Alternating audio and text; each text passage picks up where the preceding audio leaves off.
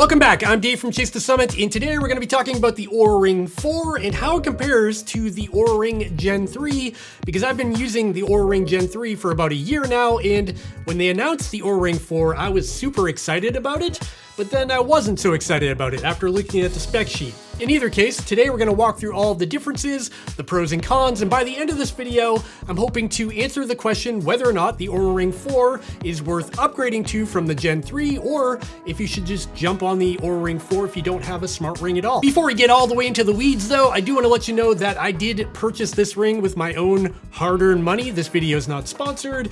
Oura Ring doesn't know I'm making this video. I bought this from Best Buy, so yeah, do with that information what you will. And if you enjoy this video, please go down and hit the subscribe button, give me the thumbs up, all the things, so I can continue making videos like this. So what is the Oura Ring 4? Well, as the name implies, it's the latest and greatest generation from Oura Ring. They've added some new features and specs to this thing, but honestly, it's not all that different from the Oura Ring Gen 3. And if you've been living under a rock, the Oura Ring is likely the most popular smart ring in existence right now. This genre, this niche is becoming more and more popular with brands like Samsung making their Galaxy Ring. You've got Ultrahuman, that's actually what I'm wearing here.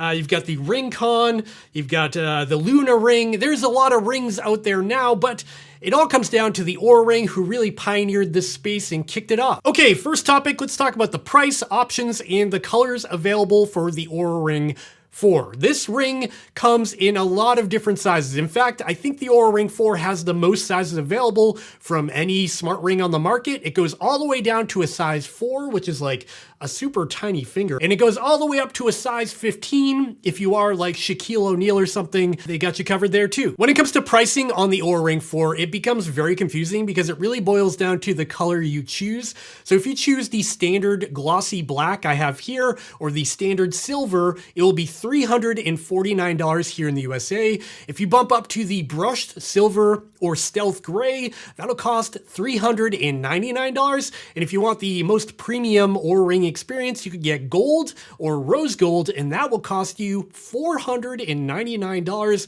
which might be the most expensive smart ring on the market. Yikes. For me, I chose the standard black, glossy black here, but I do wish I went with the stealth model. That's actually the Oura Ring Gen 3 color I chose here. There are some scratches and stuff on it, but I put this thing through the ringer. I worked on my car and all kinds of things wearing the Oura Ring Gen 3. I went trail running. I ran a 100-mile ultra marathon with this thing, and honestly, it still looks pretty good despite having some patina on it. I don't know how well the black glossy version is going to hold up over time, but time will tell. Now, unfortunately, that's not where the pricing ends with the Oura Ring, because the Oura Ring does require a subscription to use the ring to its fullest capabilities, and that subscription here in the USA is about $6 a month.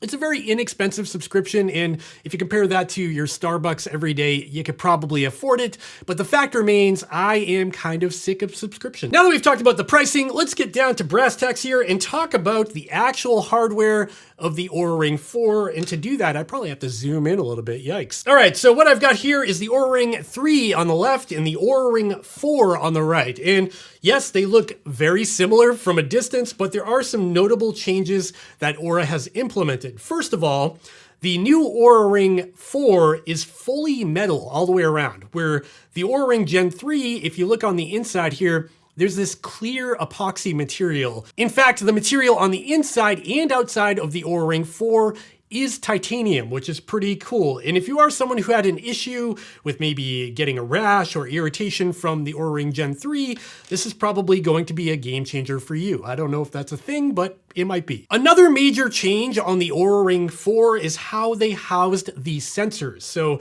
if we take a look at the Oura Ring 3 here, you can see that these little domes are in here, and these domes are actually where the optical heart rate sensor and SpO2 sensor is built into. And the reason why these domes are here is to provide a raised surface that will sort of push into your skin on your finger to provide the best accuracy from that optical heart rate sensor. Now, if we take a look at the Oura Ring 4 here, you can see that there's no raised edges on the inside of this ring. In fact, the sensors, if you look closely, you can see that there's a little window there. It's sort of cut into the ring, and it's actually recessed behind the material. So when you put this ring on your finger, It doesn't actually have any raised edges or anything like that. There is one downside to not having those little bumps on the inside though, and that's because you still need to wear this ring in a very particular fashion. So if I put this on this finger here, you can see on the bottom, there's still a little pill-shaped icon, and that's to let you know that this part of the ring should be on the inside of your palm. Just like on the Oura Ring Gen 3 here, it's the same deal. Same indicator on both rings. Now on the Oura Ring Gen 3, because there's little nubs on the inside, that was like a physical reminder of how your ring is being worn. On the Oura Ring 4, there's no like physical indicators on how this thing's being worn. So if it spins around the wrong direction, I have no idea until I look at my hand and realize, oh, I should spin it around. When it comes to the charger on the Oura Ring 4, they've changed the design quite a bit on this compared to the Oura Ring 3 on the right here. So the Oura Ring 3 came with this sort of plastic base, and this is pretty common nowadays with smart rings. The Oura Ring 4 here comes with a more premium feeling and looking aluminum base. I think this is aluminum. It could be plastic. I don't really know. In either case, the new charger does give off this sort of MacBook, you know, Apple vibe, where it's got this flat sort of aluminum looking space gray exterior. And it does have an LED indicator at the top there to let you know when your ring is fully charged. However, the charging times and everything are identical between the Gen 3 and Gen 4, where if your ring completely dies, it will take about 80 minutes to get back to a full charge. I will say I do prefer the look of this charger on my nightstand, but I do think this is a missed opportunity from Oura to go with something like the Samsung Galaxy Ring or the RingConn that come with a battery case that can charge your ring on the go. Jumping back to the rings themselves, the Oura Ring 4 has the same suite of sensors as the Oura Ring Gen 3. You've got red LEDs in here for picking up your SpO2 or blood oxygen saturation. You've got green LEDs for picking up your 24/7 heart rate. And on top of that, there's also a skin temperature sensor on board, just like the Gen 3 here. And when it comes to accuracy of the heart rate sensor on the Oura Ring 4, I did some testing on it because Oura does claim that they improved accuracy despite having those little domed features inside the ring. And they're calling this smart sensing technology. The idea behind smart sensing is that they're using an algorithm behind the scenes to detect which sensors in the ring are getting the best signal from your heart rate, and then focusing in on that specific sensor to get the best accuracy and sort of ignoring all the erroneous data around it. To test this new sensing technology, I've taken the Oura Ring 4 on a bunch of different runs, and I've compared it to an ECG sensor that I wear on my chest, which gives you the best baseline of comparison because electrocardiogram or ECG is sort of the gold standard when it comes to sports and heart rate. And as you can see, at first glance, it doesn't look amazingly accurate, but you do have to keep in mind that we're talking about a smart ring here and not a full-blown GPS watch on your wrist or a heart rate sensor. And if we were to put the Oura Ring 4 in the context of being a smart ring and not a full-blown heart rate sensor, I would say the results here are looking pretty darn good. The major difference here when we look at this graph is really just a big difference in latency, and that's because the Oura Ring is on my finger, while the ECG sensor is way closer to my heart on my chest, picking up its electrical signals. So that's to be expected. But if we ignore that latency, I'd say that the graph from the Oura Ring 4 compared to the ECG sensor actually looks pretty good. There's definitely some deviation here or there, but if you aren't nerding out like me and comparing an ECG sensor to your Oura Ring, I'd say this is still valuable data. I guess to summarize, when it comes to raw data accuracy from the Oura Ring 4, it's looking pretty good, and if you're not using it for working out or running like I was in this example, this isn't even going to be something you notice because all of this data just feeds into the Oura Ring algorithm in the app, and they probably filter out all that erroneous data anyways. With accuracy out of the way, let's talk about the battery life on the Oura Ring 4, because it has been slightly improved. Now on paper, the Oura Ring 4 gets about 1 additional day compared to the Oura Ring Gen 3. The Oura Ring 4 claims it can get up to about 8 days of battery life. Is that realistic? Not really in my case. I'm not sure what I'm doing wrong. Maybe I'm taking it on too many runs or something like that. But I will say that the Oura Ring 4 is lasting between 5 to 6 days, and I'm definitely not getting 8 days of use. With that being said, it's still an improvement over the Oura Ring Gen 3, where I definitely didn't get 7 days out of this ring either. I'm getting more use out of the Gen 4, which is a good thing. Now that we've talked about the ring itself, let's talk about the app, because the Oura app on your phone has been completely overhauled in October of 2024, which is just last month at the time of filming this video. And I gotta say, I really appreciate the improvements in the UI differences that have been made. So right off the bat, you're gonna see, if you're an Oura user, that the main dashboard here looks completely different. You've got these tiles at the top here that show all of your vitals. So you've got your readiness, your sleep, your activity, your heart rate, and you've got your stress level there. And if you tap in on these, you can jump right to the page where you get more detail about any of those specific metrics. Now, if you scroll down, we've got all of my automatically detected workouts. And as you can see here, I've got an activity from 6:45 a.m. that was 10 minutes long. And that was actually me walking my kid to the bus stop. So I can go ahead and click select. I can click that it was a walking event, and then I can move on and see all the details about that activity. I gotta say, the automatic workout detection on Oura Ring specifically is super accurate, and it picks up just about every activity I've done so far. Next up, we've got my sleep score and sleep widget here. And this is gonna give me a score from 0 to 100 to let me know what my previous night of sleep was. So here I've got optimal, 88%. And if I tap in on that, I'll get all of my sleep details from my sleep stages, my REM sleep, my deep sleep, duration of sleep, all that stuff will be buried in there. Moving down, we've got the readiness score. This is something I really like on the Oura platform, and readiness lets you know how ready you are to take on the day ahead. This again will be on a 0 to 100 scale, and as you can see, I'm good with an 84 score there, and it gives me a little blurb about what that score means. Scrolling down, we've got my body clock, and this is sort of like letting me know where I am in my circadian rhythm to let me know when I should be getting ready for bed at night.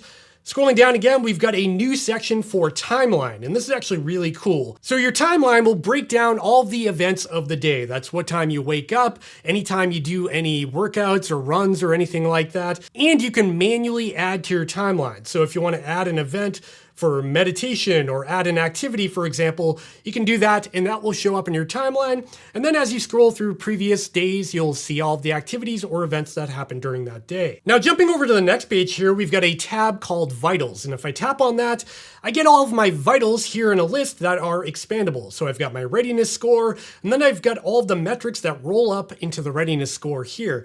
So for readiness, that's my resting heart rate, my heart rate variability, which is kind of low today, my body temperature, which is a little over average, my respiratory rate, my sleep regularity, which is optimal right now. Now, if I scroll down, I've got my sleep score here, and if I tap down and expand that, I get all the metrics that roll up into my sleep score as well. And of course, in the vitals page here, I can also sweep back to previous days and see what all of these metrics were for yesterday or any day before that. And then the next tab here is called My Health. And this will give me additional insight into my health using all of the data that Oura has collected.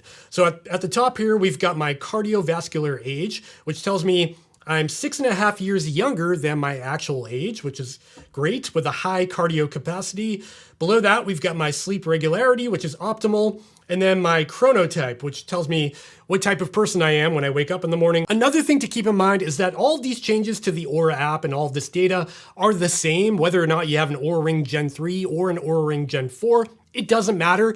The app is the same. The app experience will always be the same. The hardware is the only difference. So where does that leave us on the Oura Ring 4? Should you upgrade if you have an Oura Ring Gen 3? Should you buy one if you don't have any smart ring at all and you're shopping for one? In my opinion, the Oura Ring 4 is probably the best smart ring experience on the market right now. The hardware is great. The new charger is nice looking. I like the fact that there's no domes or raised bumps or anything on the inside of the ring.